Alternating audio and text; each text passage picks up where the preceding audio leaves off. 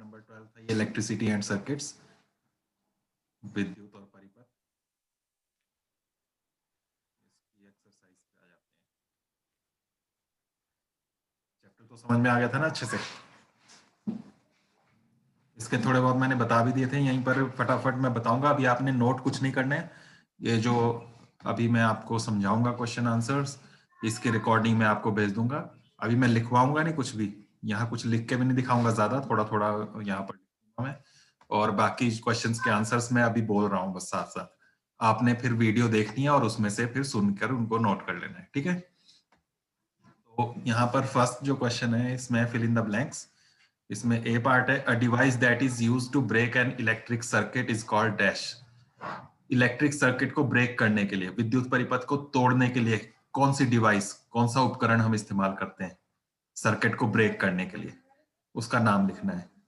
परिपथ को तोड़ने के लिए, तो कनेक्शन को तोड़ने और जोड़ने के लिए किस चीज का हम इस्तेमाल करते हैं? हाँ, जल्दी से बोलो।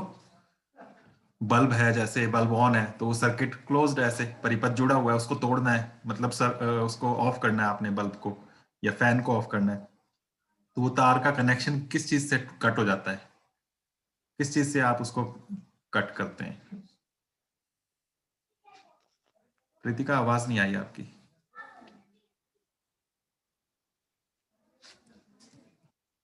सर जैसे उसमें लकड़ी का टुकड़ा लगा दो सर, वो हो जाता है। ये अभिनव बोल रहा है लकड़ी का टुकड़ा लगाते हो आप? आपके घर में जो बल्ब जला हुआ है उसको बंद करने के लिए आप लकड़ी का टुकड़ा लगाते हो?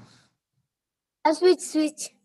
हाँ, तो उस डिवाइस का नाम, उस उपकरण का नाम है स्विच। तो यहाँ पर आप इसका लिखेंगे स्विच, SWITCH। हिंदी में स्विच लिख लेना आप लोग, हिंदी मीडियम वाले स्विच का इस्तेमाल करते हैं।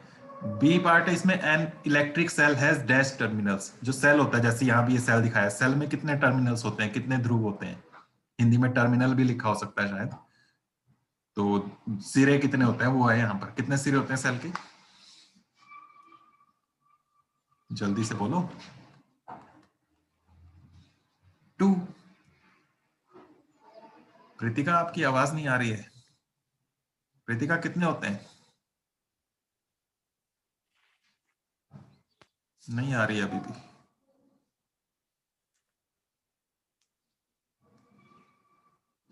ये ईयरफोन जो लगाए हैं दोबारा डिस्कनेक्ट करके कनेक्ट करो, निकाल के दोबारा लगाओ फिर देखो।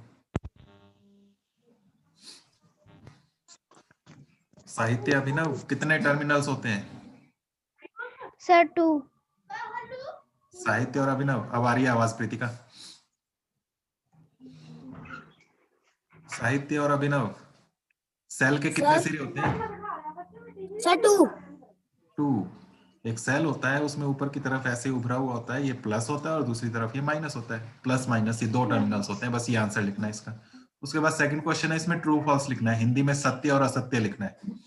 तो ए पार्ट है इसका, electric current can flow through metals. Metal से, धातुओं से इलेक्ट्रिक करंट जा सकता है, बह सकता है। करंट, विद्युत धारा प्रवाहित हो सकती है कि नहीं धातु में से, मेटल में से। मेटल होते हैं जैसे लोहा, तांबा, एल्यूमिनियम, इनमें से iron, copper, sir true. Aluminium. तो सर ये ट्रू। ट्रू हो जाएगा, ट्रू। ट्रू हो जाएगा, सत्य। बी पार्ट है, instead of metal wires a jute string can be used to make a circuit. Circuit बनाने के लिए आपको तारों का इस्तेमाल करना पड़ता है, जैसे बल्ब जलाना है, फैन चलाना है, आपकी वायर्स लगी होती हैं। तो वो जो मेटल की वायर्स लगी हैं, तांबे की तार होती है ना, उस तार की जगह अगर हम जूट की स्ट्रिंग लगा दें, धागा जो होता है, या रस्सी वो लगा दें, तो तार की जगह रस्सी का इस्तेमाल करें तो सर्किट बनेगा? No sir. उसमें से इलेक्ट्रिसिटी पास नहीं होगी, तो इसलिए ये फॉल्स हो गया, असत्य। Okay. C, electric current can pass through a sheet of thermocol. Thermocol होता है ना, व्हाइट शीट जो होती है, थर्मोकोल की शीट, उसमें से करंट जा सकता है? No sir. वो भी एक तरह का प्लास्टिक होता है, और प्लास्टिक आप हम जानते हैं कि वो इंसुलेटर होता है, विद्युत रोधी। तो इसलिए इसमें से करंट पास नहीं होगा, विद्युत धारा प्रवाहित नहीं होगी, इसलिए ये फॉल्स हो गया, असत्य। ओके, समझ गए इन्हें? Yes sir. Next third question है, explain why the bulb would not glow in the arrangement shown in figure 12.3। ये जो फिगर बनी हुई है सामने, ये जो चित्र बना हुआ है, इसमें ये बल्ब नहीं जल रहा है, क्यों नहीं जल रहा है? सर क्योंकि इसमें मेटल है और मेटल्स है और आधा लकड़ी का टुकड़ा है, हाँ, ये प्लास्टिक। प्लास्टिक दिख रहा है मुझे तो इसमें ये सर्किट जो बनाया है परिपथ, ये पूरा नहीं हो रहा है। इसमें पीछे जो है ये मेटल के साथ साथ यहाँ पीछे इसमें हैंडल जो लगा है इसमें वो प्लास्टिक का है। ये इंसुलेटर होता है, विद्युत रोधी होता है। इसका आंसर क्या लिखेंगे आप? अभी मैं बोल के सुना रहा हूं, बस आपने नोट करना है रिकॉर्डिंग में देखकर। आंसर लिखेंगे इंग्लिश में क्या कि here plastic is used in the circuit. Here plastic is used in the circuit which is an insulator. Here plastic is used in the circuit which is an insulator. समझ गए? English medium वाले समझ गए? Yes sir. ये लिखना है here plastic is used in the circuit which is an insulator. Spellings आपको book में मिल जाएंगी, नहीं समझ में आए तो फोन कर लेना, लिख के भेजना मुझे, फिर मैं चेक करके आपको बता दूंगा ठीक लिखा है कि नहीं। हिंदी में लिखेंगे यहां विद्युत परिपथ में प्लास्टिक का प्रयोग हुआ है जो कि एक विद्युत रोधी है। ओके, यहां विद्युत परिपथ में प्लास्टिक का प्रयोग हुआ है जो कि एक विद्युत रोधी है। इस तरह से इसका आंसर लिखना है। तो रिकॉर्डिंग को बीच में पॉज करके आप इसको नोट करना, फिर मुझे सेंड करना, मैं बता दूंगा ठीक लिखा कि नहीं। फिर उसके बाद फोर्थ क्वेश्चन है, कंप्लीट द ड्राइंग शोन। आगे ये बना हुआ है एक चित्र, इसमें बल्ब जलाना है ये, लेकिन इसमें तारें जो हैं दो, ये जुड़ी हुई नहीं है। देखो दो तारें इसमें खुली पड़ी हुई हैं, तो उनको कहाँ कहाँ जोड़ना है वो बताना है। बताओ जरा कहाँ जुड़ेंगी ये तारें, ब्लैक और ये ग्रीन वाली? बल्ब जलाने के लिए तार कहाँ कहाँ जुड़ेंगी? सर ग्रीन वाली बल्ब के नीचे। हाँ चलो, यहाँ ग्रीन वाली जो है इसको हम यहाँ से जोड़ेंगे और इसको ले जाएंगे बल्ब के यहाँ नीचे की साइड इस तरह से। और ब्लैक वाली? ब्लैक वाली भी नीचे। इसके नीचे, बल्ब के नीचे, सेल के नीचे, सेल सेल में। तो इसको यहाँ से आप घुमाकर सेल के दूसरे टर्मिनल में जोड़ोगे, तो सेल का माइनस वाला और प्लस वाला जो है दोनों से तार जुड़ गई, बीच में ये स्विच ला गया, ये स्विच है बीच में। तो इस तरह से ये सर्किट पूरा हो गया, अब बल्ब जलेगा, स्विच ऑन है, देखो कनेक्शन हुआ पड़ा है दोनों का ये। तो इस तरह से आपने ये तार लगानी है इसमें। तो ये चित्र बनाना है आपने, ड्रॉ करना है ये, और उसके बाद ये वायर्स लगानी है। अगर ऐसे ना करना हो तो कुछ और तरीका भी है, कहीं और भी जोड़ सकते हैं इसको। उल्टा कर दें तो ये ब्लैक वाली को हम इधर ले जाएं, सर फिर भी हो जाएगा, और ये ग्रीन वाली को ले जाएं सेल में, तब भी हो गया है ना। यस और सर। तरीके वैसे किसी भी तरह से आप कर सकते हो कनेक्शन। तो ये चित्र बनाना और उसमें ऐसे वायर्स आपने जोड़नी है, बस यही इसका आंसर है। दोनों में से किसी भी तरीके से, जैसा पहले बताया वैसे करो, चाहे इस तरीके से करो। नंबर 5 है, what is the purpose of using an electric switch? Electric switch का क्या पर्पस है? इलेक्ट्रिक स्विच किस काम आता है? तो अभी हमने फिल इन द ब्लैंक्स में भी देखा, स्विच किस काम आता है। तो स्विच का काम है सर्किट को तोड़ना और जोड़ना। स्विच का काम है सर्किट को तोड़ना और जोड़ना, ठीक है। तो इसमें आप लिखोगे, और उसके बाद आगे भी है, name some electrical gadgets that have switches built into them. कुछ ऐसे गैजेट्स का नाम भी बताना है, कुछ ऐसे विद्युत उपकरण जिनमें स्विच पहले से अंदर ही होता है उसमें। कुछ ऐसी चीजों के नाम बताओ, बिजली से चलने वाली चीजें जिनमें स्विच उसमें होता है पहले से, उसी में स्विच होता है ऑन ऑफ करने के लिए।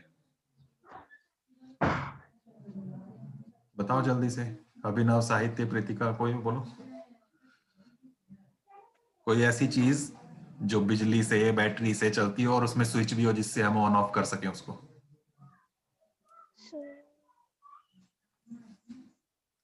सेल से चलने वाली, बैटरी से चलने वाली, या फिर बिजली से चलने वाली। टॉर्च हो गया, अभिनव ने टॉर्च बोला। और और कुछ सर, चीजों मोबाइल के नाम फोन। लिखने हैं। मोबाइल फोन में स्विच होता है ऑन ऑफ करने के लिए। और किसमें होता है स्विच? और टीवी में नहीं होता? टीवी में होता है कि टीवी। नहीं? हाँ, टीवी हो गया। Yes radio, sir. रेडियो में। यस। फ्रिज में होता है? फ्रिज में होता है स्विच ऑन ऑफ करने के लिए। फ्रिज का दरवाजा खोलते हैं तो उसकी लाइट ऑन हो जाती है ना, यस सर। और यस फ्रिज सर। को जैसे ही दरवाजा बंद करते हैं, डोर क्लोज करते हैं, तो उसकी लाइट ऑफ हो जाती है। तो वो कैसे होती है? स्विच होगा ना उसमें अंदर जो लाइट ऑन ऑफ कर रहा है, तो उसमें भी स्विच है। तो ऐसे कुछ चीजों के आपने नाम लिखने हैं। मिक्सी, मिक्सी में होता है कि नहीं ऑन ऑफ करने के लिए स्विच? Yes sir.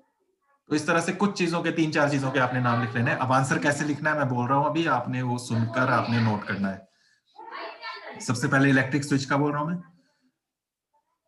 यहां पर था what is the purpose of using an electric switch, तो आपने लिखना है electric switch is used to complete और ब्रेक अ सर्किट। फिर से बोल देता हूं, electric switch is used to complete और ब्रेक अ सर्किट। हिंदी में क्या लिखेंगे? विद्युत स्विच परिपथ को जोड़ने या तोड़ने का काम करता है। विद्युत स्विच परिपथ को जोड़ने या तोड़ने का काम करता है।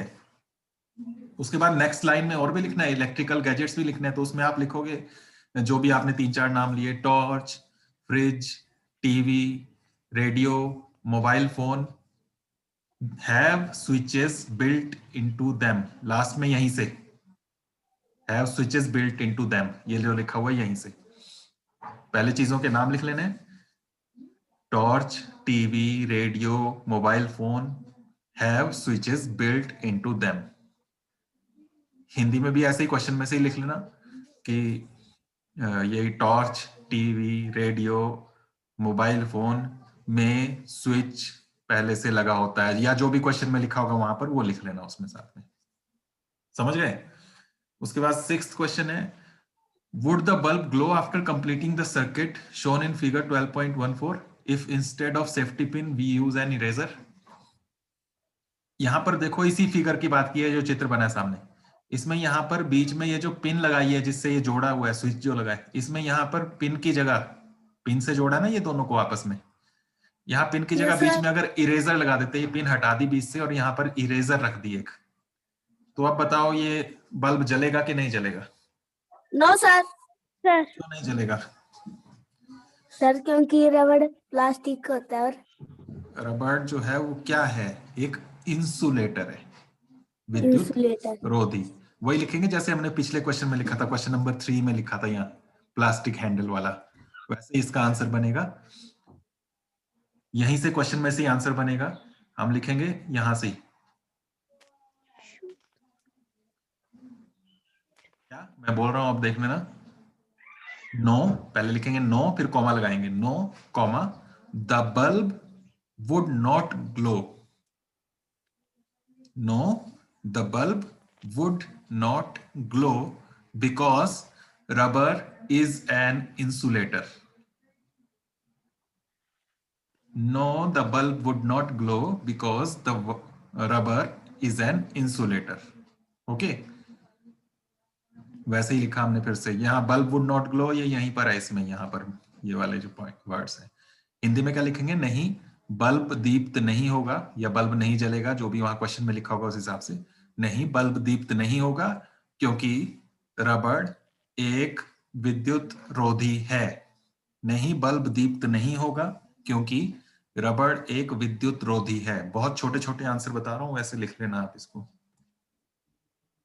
उसके बाद क्वेश्चन नंबर 7 है, would the bulb glow in the circuit shown in figure 12.15? इस फिगर को देखो, इसमें क्या होगा? बल्ब जलेगा कि नहीं?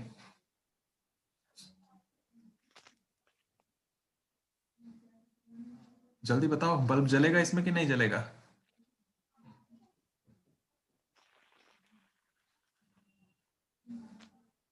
दिखाई दे रही है फिगर? Yes sir. ये Yes, वाली, sir. इसमें क्या होगा, बल्ब जलेगा कि नहीं जलेगा? सर जलेगा। अच्छा, अभिनव सर बोल रहा है जलेगा। प्रीतिका? सर नहीं जलेगा। नहीं जलेगा। क्यों नहीं जलेगा?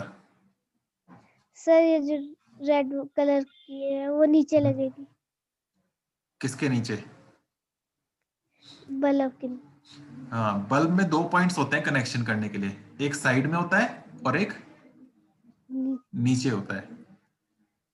हमने पहले बात की थी कि बल्ब में अभिनव 2 पॉइंट्स होते हैं जहां पर हम कनेक्शन करते हैं।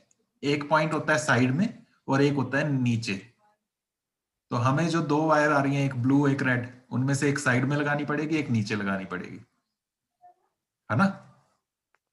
तो यहाँ पर आपको पूछा है बल्ब जलेगा कि नहीं, तो हम लिखेंगे बल्ब नहीं जलेगा। क्यों नहीं जलेगा वो भी बता देना। क्योंकि दोनों एक ही पॉइंट पर जोड़ दिए तारे, सेल की जो दोनों वायर्स हैं वो एक ही पॉइंट पर जोड़ दिए हैं। तो वो लिखना तो वो भी लिख सकते हैं, यहाँ वैसे पूछा नहीं है तो सीधा नो भी लिख सकते हो आप। तो मैं बता देता हूं आपको आंसर। आपने लिखना है यहीं से, no comma the bulb would not glow. No comma the bulb, ये फिर वुड नॉट ग्लो। समझ गए? No the bulb would not glow. अब क्यों नहीं करेगा उसके लिए अगर लिखना हो तो बिकॉज करके वो भी लिख सकते हैं। उसके आगे क्या लिखना है हमें कि दोनों एक ही पॉइंट से कनेक्ट कर दिए, क्योंकि ये दोनों जो पॉजिटिव नेगेटिव आ रही हैं यहां पर सेल से, वो दोनों एक ही पॉइंट पर कनेक्ट कर दिए हैं। तो उसके आगे आप लिख देना no the bulb would not glow because both the wires are connected at same point of bulb. Both the wires are connected at same point of the bulb. Okay, Hindi वाले लिखेंगे नहीं बल्ब दीप्त नहीं होगा, क्योंकि दोनों तारें बल्ब में एक ही जगह पर जोड़ दी गई हैं। नहीं बल्ब दीप्त नहीं होगा क्योंकि दोनों तारें बल्ब में एक ही जगह पर जोड़ दी गई हैं। कर लोगे ना इनको सुनकर आप? साहित्य कर लोगे सुनकर? अगर समझ में आ रहा है तो बाद में रिकॉर्डिंग सुनोगे उससे नोट कर सकते हो। अगर कर सकते हो तो हाथ हिलाकर बताओ, आपकी आवाज नहीं आती है क्योंकि। अपना हाथ हिलाओ अगर कर सकते हो बाद में भी रिकॉर्डिंग सुनकर तो। सर कर लेंगे। साहित्य को बोल रहा था मैं, साहित्य ने हाथ नहीं हिलाया। हाथ नहीं दिख रहा आपका स्क्रीन में साहित्य, सिर्फ शक्ल शक्ल नजर आ रही है। चलो अगर नहीं समझ में आएगा कुछ तो फोन कर लेना मुझे। उसके बाद 8th क्वेश्चन है, using an conduction tester on an object it was found that the bulb begins to glow. Is that object a conductor और an insulator? Explain. Conduction tester, tester देखा है, एक पेचकस होता है स्क्रू ड्राइवर, उसको पीछे से टच करें उसमें अंदर लाइट लगी होती है। कोई भी चीज खराब है बिजली की या ठीक है उसको चेक करने के लिए हम उसको लगाते हैं, पीछे से उंगली से टच करते हैं और अंदर लाइट जलती है उसमें। बिजली का सामान ठीक जो करते हैं उनके पास होता है, स्क्रू ड्राइवर होता है, उसको पीछे से टच करते हैं और फिर चीजों पे लगाते हैं, उसमें अंदर यहाँ जो है एक बल्ब लगा होता है छोटा सा, वो जलने लगता है। देखा है उस तरह का? Yes sir. तो वो टेस्टर किसी चीज पर लगाया और बल्ब जलने लगा, तो इसका क्या मतलब है? वो कंडक्टर है या इंसुलेटर है? विद्युत का सुचालक है या विद्युत रोधी है? क्या लगता है, कंडक्टर या इंसुलेटर? कंडक्टर होता है जिसमें से करंट जाता है और इंसुलेटर होता है जिसमें से करंट नहीं जाता। तो बल्ब जलने लगा तो क्या वो चीज हुई, कंडक्टर या इंसुलेटर? Sir conductor. कंडक्टर। तो वो एक कंडक्टर है, विद्युत का सुचालक है। एक्सप्लेन भी करना है क्यों, क्योंकि कंडक्टर जो होते हैं वही अपने अंदर से इलेक्ट्रिसिटी को पास होने देते हैं, है ना? अपने अंदर से विद्युत धारा को जाने देते हैं, वही करंट को जाने देते हैं। तो वो हमने लिखना है यहाँ पर। तो यहीं से लिखेंगे is that object a conductor और एन इंसुलेटर। तो यहां से आप आंसर बनाएंगे कि that object is a conductor. यहीं से ये जो इतना सा लिखा है यहीं से इज को बीच में लगाना है बस। That object is a conductor because conductors allow electricity to pass through them. या छोटा कर देते हैं थोड़ा सा और, जो पहले बोला वो लिखना हो तो भी तुम्हारी मर्जी, अगर मैं दूसरा बोल रहा हूं एक और वो लिख सकते हैं। पहले तो यही आएगा, that object is a conductor because electricity can pass through them. बहुत छोटा सा हो गया, ठीक है। That object is a conductor because electricity can pass through them. Hindi वाले लिखेंगे वह वस्तु, या वहां जो भी लिखा होगा क्वेश्चन में देखना आपने, वह वस्तु या वह पदार्थ, वह वस्तु ही लिखा होगा, वह वस्तु एक सुचालक है क्योंकि उसमें से विद्युत धारा प्रवाहित हो सकती है। वह वस्तु एक सुचालक है क्योंकि उसमें से विद्युत धारा प्रवाहित हो सकती है। Okay. 9th, why should an electrician use rubber gloves while repairing an electric switch at your home? Explain. घर में बिजली का कोई स्विच खराब हो गया है, उसको ठीक करने के लिए आपने इलेक्ट्रिशियन को बुलाया, बिजली का काम करने वाले को, उसने रबड़ के ग्लव्स पहने, दस्ताने पहने रबड़ के। क्यों पहने होंगे उसने?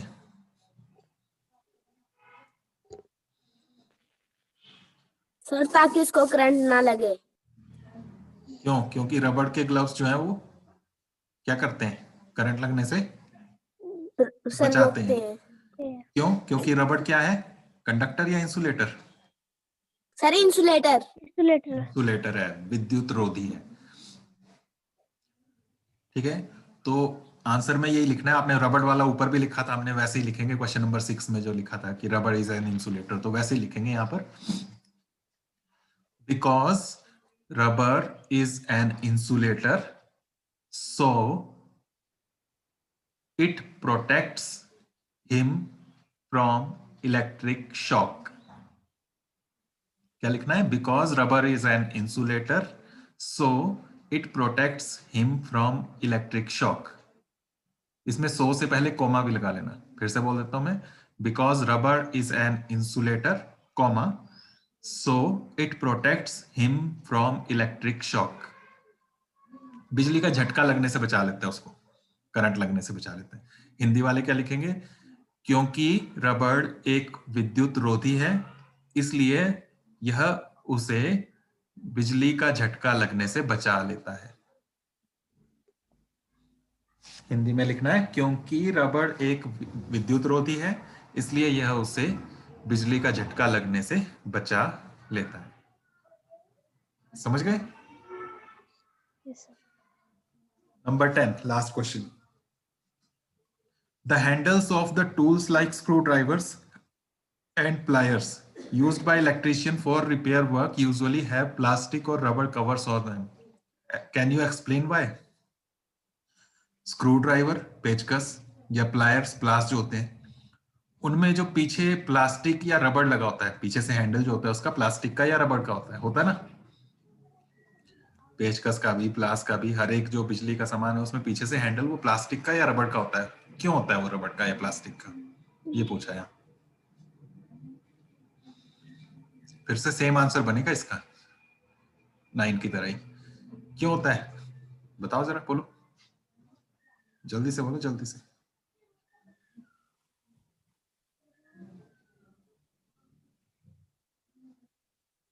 चुप हो गए सब, कोई बोल ही नहीं रहा है तुम दोनों से।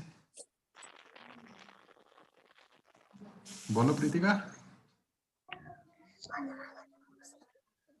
अभिनव, प्लास्टिक या रबड़ के क्यों होते हैं वो हैंडल, पेचकस के, प्लास के?